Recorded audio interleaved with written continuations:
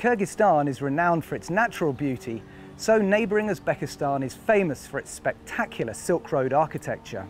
From Samarkand to Khiva, the legacy of the old Silk Road and the rule of Emperor Timur is evident in the country's magnificent mosques, madrasas and caravanserais. My name's Johnny Bealby, I've founded Wild Frontiers, and in this short film I'm going to talk about tourism in Uzbekistan.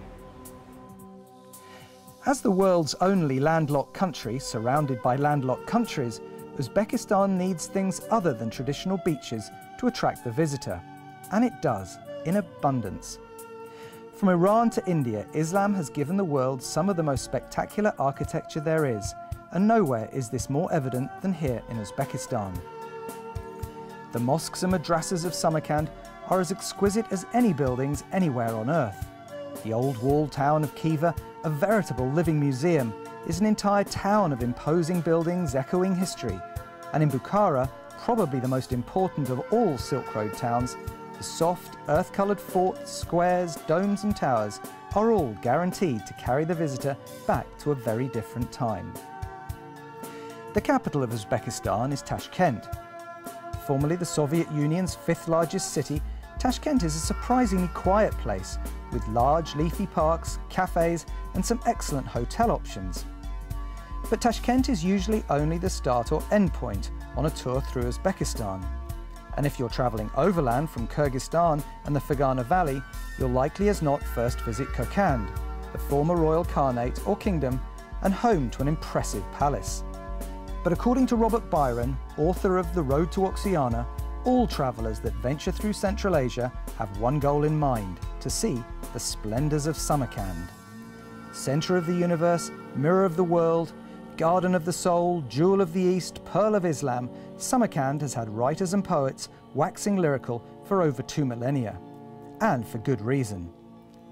The Registan, a public square used to hear royal proclamations, is surrounded on 3 sides by magnificent mosques and madrasas.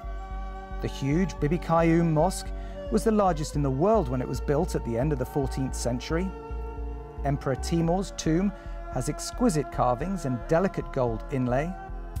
Ulugh Bek's observatory is fascinating and impressive.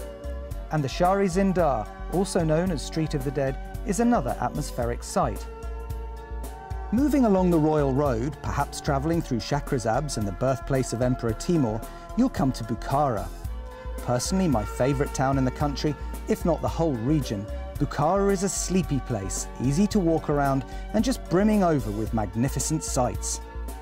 Probably the most famous is the 150-foot high Kolan minaret, allegedly used in the 19th century by the then ruler Nasrullah Khan as a means of execution, and the adjacent mosques and madrasas. Other sites include the Ark, or Impenetrable Citadel, the Charminar Mosque, and the Mosque of 40 Pillars. Here in Bukhara, there's also great shopping, often in the old caravanserais where carpets, shawls, spices and trinkets of all types can be found. And finally, after a 7-hour drive across the Kizilkum Desert, lies Khiva. As one of the most powerful khanates in the 19th century, Khiva grew into a sumptuous walled city, much of which has been lovingly restored for the benefit of today's modern visitor.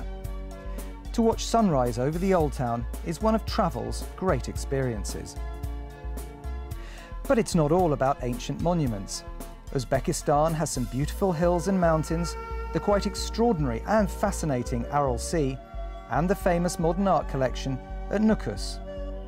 The ancient towns through which you'll pass also have bustling markets, some great open-air restaurants, and some of the best boutique hotels anywhere in the region.